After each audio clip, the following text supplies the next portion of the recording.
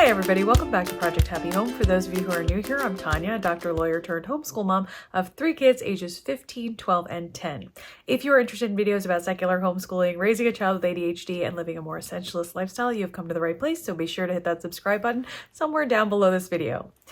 Today we are going to continue our series on no-buy. Now I have done a no-buy year in the past, so if you want to check out that playlist, I will link it in the description box down below. But this year seemed like a good year to do it again. It is 2025. I like doing things in a numerically rounded way, so I figured it was a good year to do it. So now it's February. For those of you who have joined in on this challenge for 2025, you've probably had some really good days, some really not so great days where you fell off the wagon, some weeks where you succeeded a whole week, some weeks where you didn't. I think one of the things that helps being more accountable to ourselves is keeping track of those days. There's several ways to do it. If you are a paper planner like myself, I have created a free planner that you guys are welcome to go into the description box and download so that you have a way of tracking your successful days. There's monthly pages where you can track exactly which days you succeeded. There's also weekly pages that give you lots of different tasks to get through. And I'll talk about those a little bit more in a minute. What I wanted to say about accountability is that it doesn't matter really how you do it, whether it's through a paper tracker or an app tracker. Some of the apps that I like to track habits are the Tally app as well as Streaks app. And I will try to link them in the description box down below as well. They give you a visual way of assessing your progress and assessing your success. It's really easy for us to convince ourselves that we've been doing good or that we haven't been doing good because we have like one really bad day or because we, feel like we haven't bought very much, but really every day we're buying a little bit of something.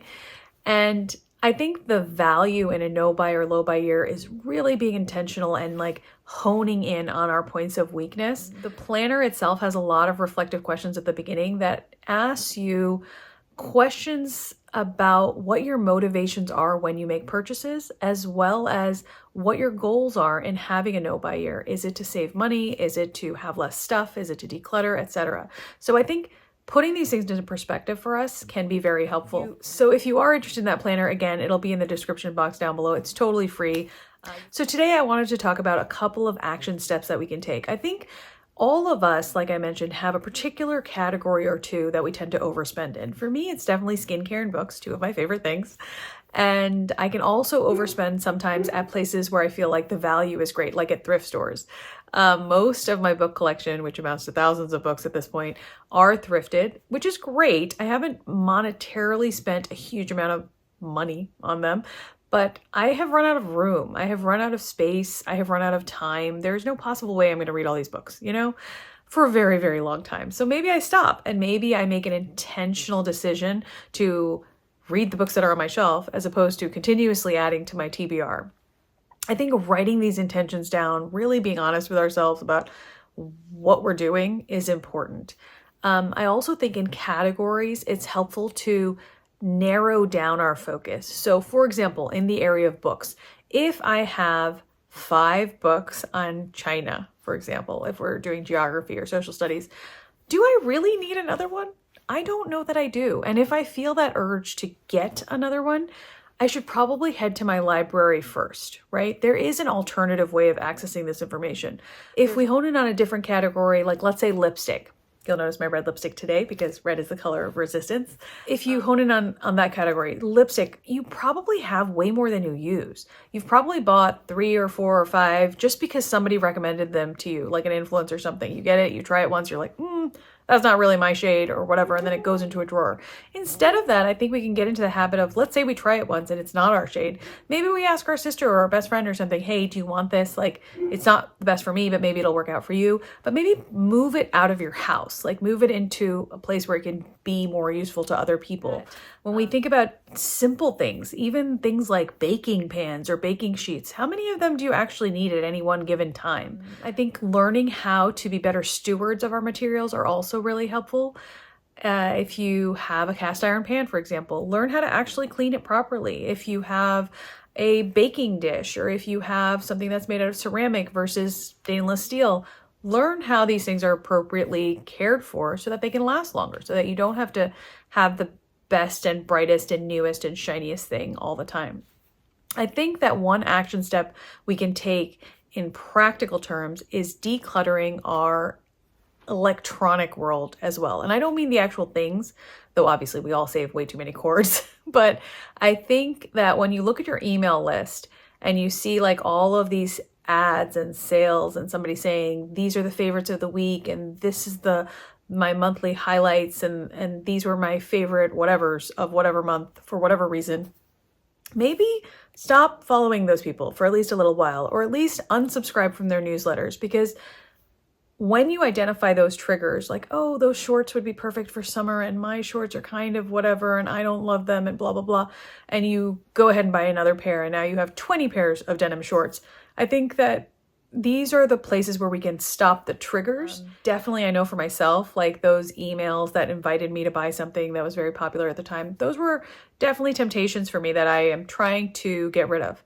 That being said, it can be really overwhelming to try to get rid of all those things at once. Like to go through all of those emails or to go through all your Instagram channels that are just influencers selling you things can be overwhelming. So what I've done to overcome that is just to set myself a limit for the day and say, like, every day I'm going to unsubscribe from 3 emails.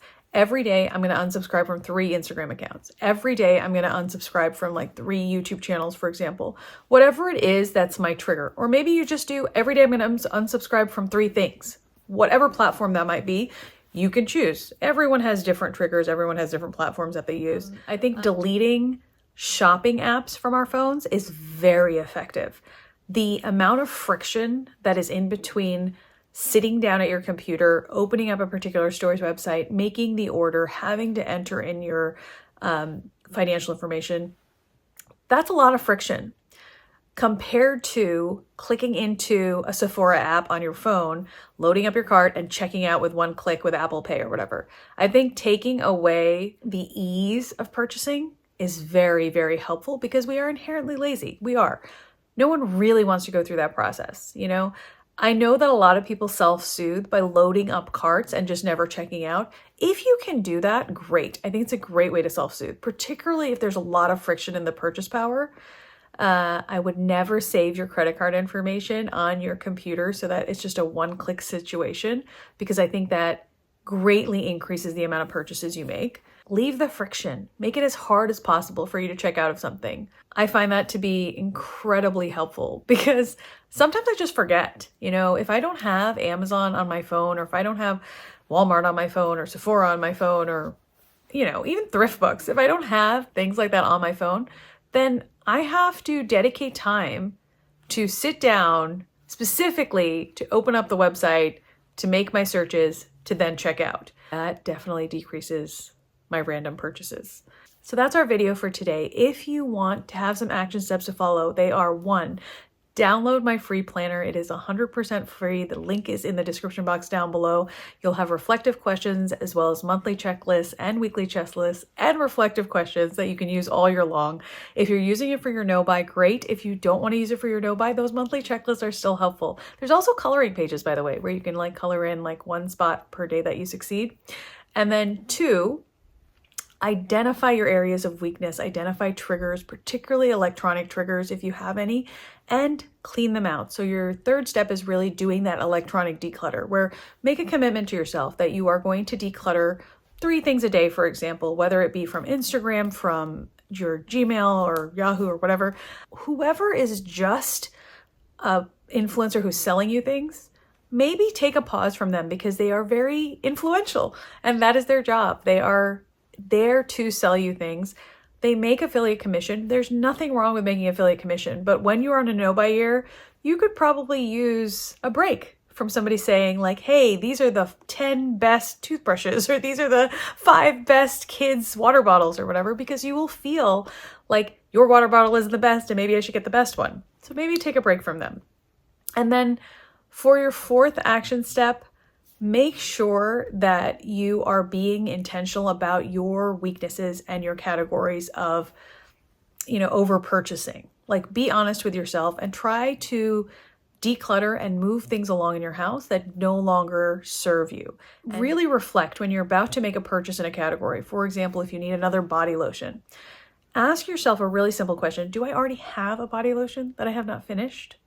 Whether it's the one I'm currently using or one in my shelf, that I thought I needed 3 months ago because some influencer told me it was the best body lotion. Ask yourself, am I in need of this thing, or am I just trying to make myself feel like a different person for a second, for a moment, right? So declutter your electronic spaces, delete your apps, download my free planner, be intentional about your purchasing, but we've got this, okay? I will see you again in March, and we'll do a little update on how we're doing. Oh, I forgot, I never gave you guys an update on how I'm doing, but I think it's going really well, actually. Our credit card bills have gone way down since I have instituted a no-buy, and that is always so reaffirming to me to see that happen. So I hope similar things are happening for you guys. And if you have successes or failures or challenges with this, please comment down below. I think that when you have a community working together to achieve these goals, it's so much more enjoyable and fun. So I appreciate everyone's engagement. I realize your time is valuable. As always, thank you so much for spending some of it with me, and I wish you the very best day.